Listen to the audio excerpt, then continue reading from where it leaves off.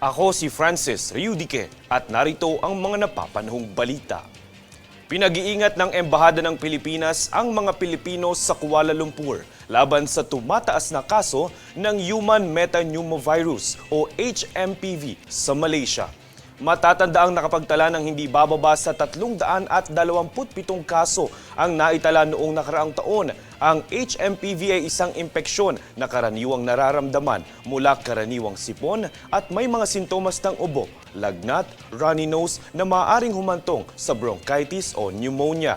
Dagdag ng World Health Organization, hindi ito isang bagong virus, ngunit isa sa mga inaasang sakit na maaaring makuha sa panahon ng taglamig. Upang makaiwas sa naturang sakit, pinapaalalahanan ng publiko na ugaliing magsuot ng face mask at pagkakaroon ng proper hygiene.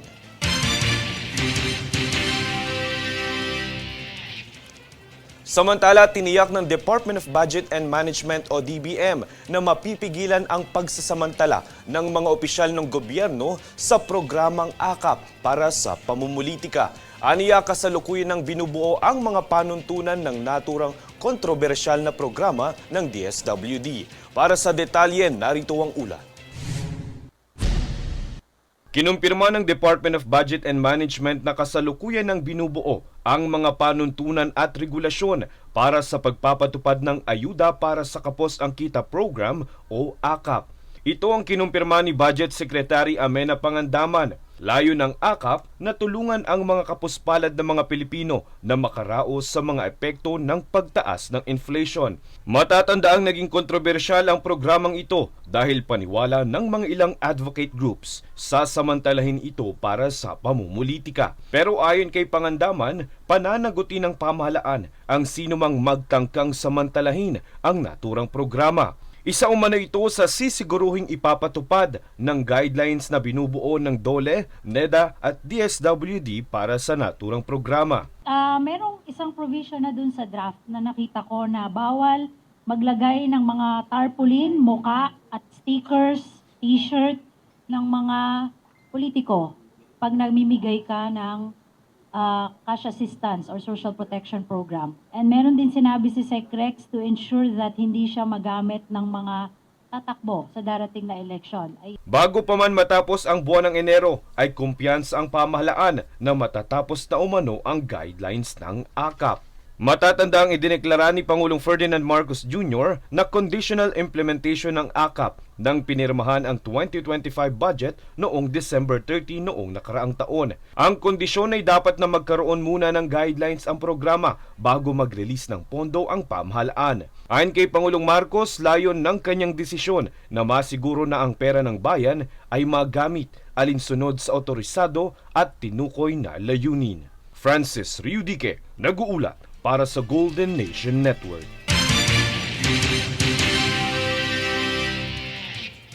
Bahagyang bumaba ang unemployment rate ng bansa. Ayon sa Philippine Statistics Authority, bumaba sa 3.2% ang unemployment rate nitong November 2024 mula sa 3.6% noong December 2023. Katumbas ito ng 1.66 milyong walang trabahong Pilipino mula sa 1.83 milyong individual.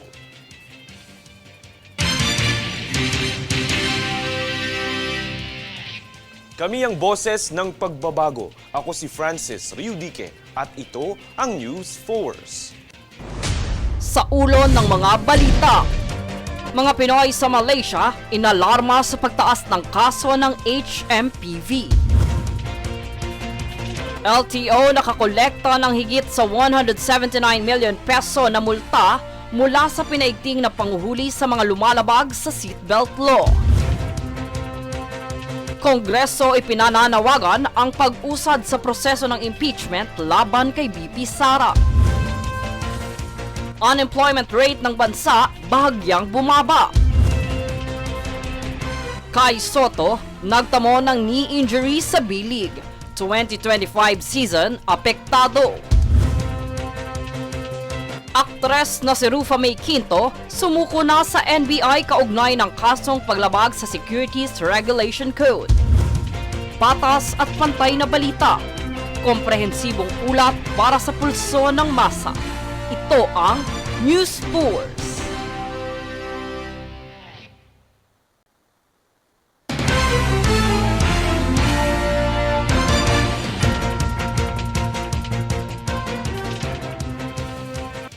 Ako si Francis Riudique at narito ang mga napapanahong balita.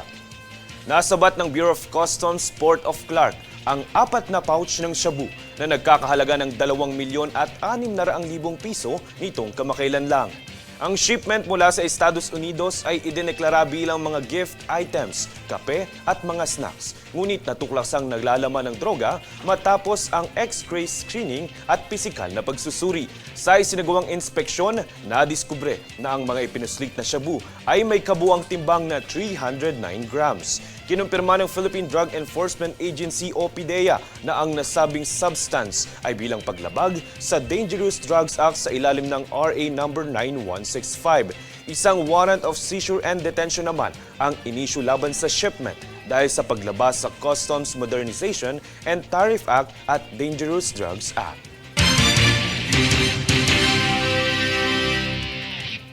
Matapos ang ikatlong paghahain ng impeachment complaint laban kay Vice President Sara Duterte, ninanais ng Kongreso katuwang ang mga sektor sa lipunan na aksyonan ang pag-usad nito. Para sa detalye, tunghayan ng ulat na ito. Congress, impeach Sara Duterte now! Congress, impeach Sara Duterte now! Congress, impeach Sara Duterte now!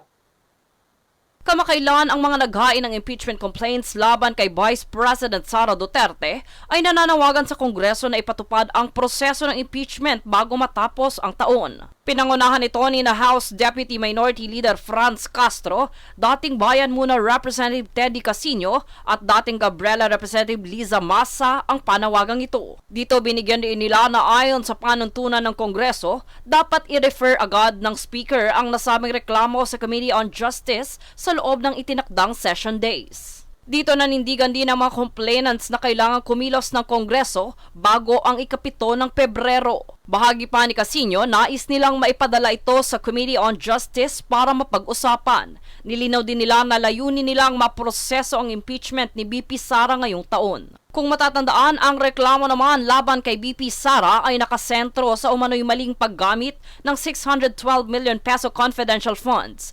Ayon pa kay Maza, ang nasabing complaint na ito ay upang puksain ang umano'y katiwalian sa bayan at hindi umano'y isang politikal na interes. Gusto rin naming sabihin na ito pong mga complaint signatories na ito ay mga representatives, no, kumakatawan ng mas marami pang organisasyon. So kung tatantyahin po namin, maaaring 1,000 o mahigit pa na organisasyon ang sumusuporta dito sa impeachment complaint na ito. Inihayag din nila na maglulunsad ang grupo ng serye ng kilos protesta ngayong Enero upang kumbinsihin ang miyembro ng Kamara na suportahan ang impeachment. Dagdag pa ni Casino, ang suporta ng Kamara ay mahalaga upang maitulak ang impeachment na magdala nito sa Senado. Kailangang sumagot ang mga senatorial candidates, will they vote for the impeachment or against the impeachment. At syempre, ang mga complainants at lahat ng sumusuporta sa impeachment ay manghihikayat sa botante na suportahan ang mga senador who will vote for the impeachment. So, rather than take a backseat, we think kapag inaksyonan ito ng Kongreso at dinala na sa Senado, it should take a front seat in the elections. Bahagi pa ng mga complainants, ang impeachment ay pagkakataon upang itulak ang laban kontra korupsyon bago ang halalan ngayong taon. Dito hinikayat nila ang publiko na iboto ang mga kandidatong pabor sa impeachment upang maituloy ang laban sa Senado. Jade Buhoy, nag-uulat para sa Golden Nation Network.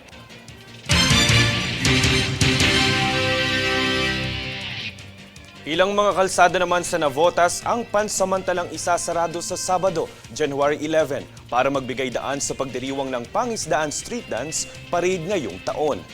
Ang mga kalsadang isasarado ay ang Governor Pascual Street patungong C4 simula alas 5:30 ng umaga hanggang makadaan ang parada. Habang isasarado naman mula alas 12 ng tanghali ng January 10 hanggang alas 12 ng tanghali ng Sabado ang R10 northbound. At mula alas 5 ng umaga hanggang alas 12 ng tanghali naman ng Sabado ang southbound ng R10. Pinapayuhan naman ang mga motorista at mamamayan na umalis ng maaga kung kinakailangan upang hindi na maabala.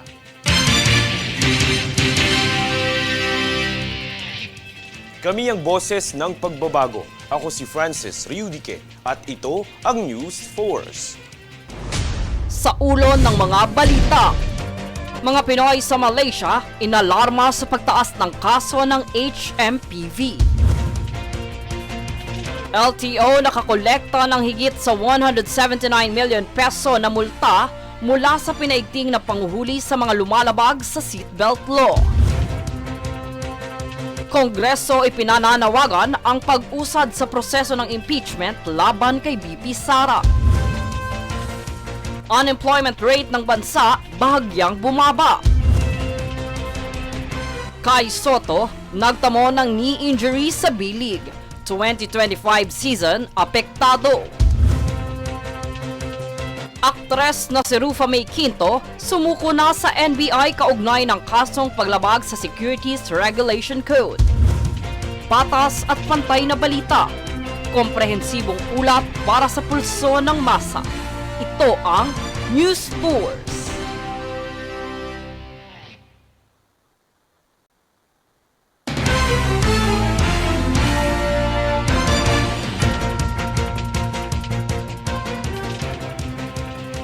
Ako si Francis Riudique at narito ang mga napapanahong balita. Sumailalim sa biglaan at random drug test ang mga tauhan sa Philippine National Police Internal Affairs Service bilang parte ng patuloy na kampanya laban sa ilegal na droga. Ang drug testing ay layong panatilihin ang katapatan sa tungkulin ng bawat pulis upang lubos na pagkatiwalaan ng publiko. Paglalahad ni PNP IAS Inspector General Attorney Brigido Dulay, mahalaga itong hakbang, lalo pat simula na ng bagong taon para matukoy sa hanay ng kapulisan ang mga mapagkakatiwalaan.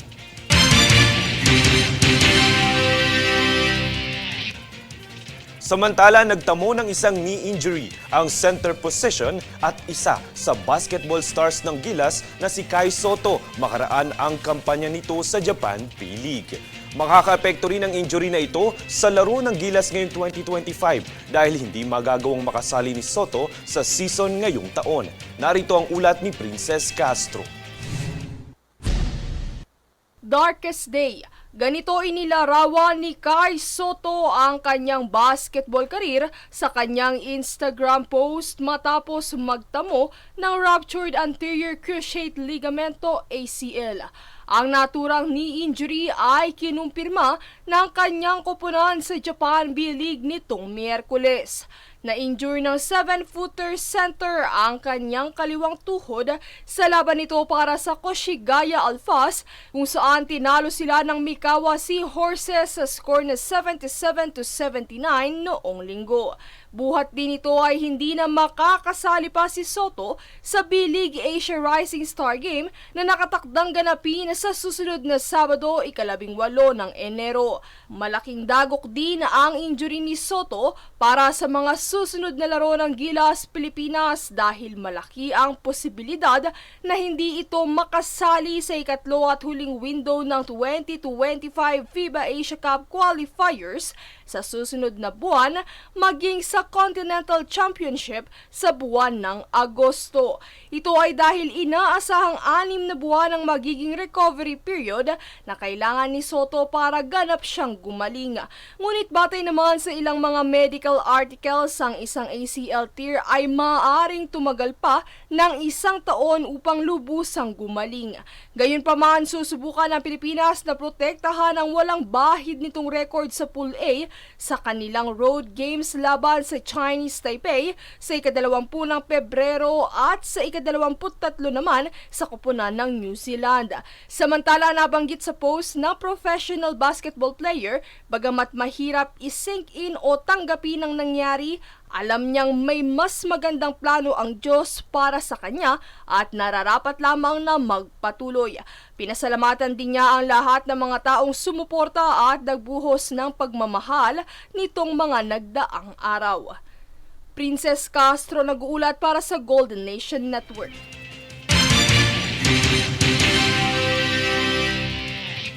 Mula sa San Francisco sa Amerika, bumalik na sa Pilipinas ang aktres na si Rufa May Quinto para sumuko sa National Bureau of Investigation o NBI. Kaugnay ito ng kasong isinampa laban sa kanya na paglabag sa Securities Regulation Code. Depensa ng aktres, siya rin ay isang biktima ng kumpanyang Dermacare matapos hindi umano siyang bayaran bilang endorser nito. Pinili umanong sumuko ni Quinto para linisin ang kanyang pangalan.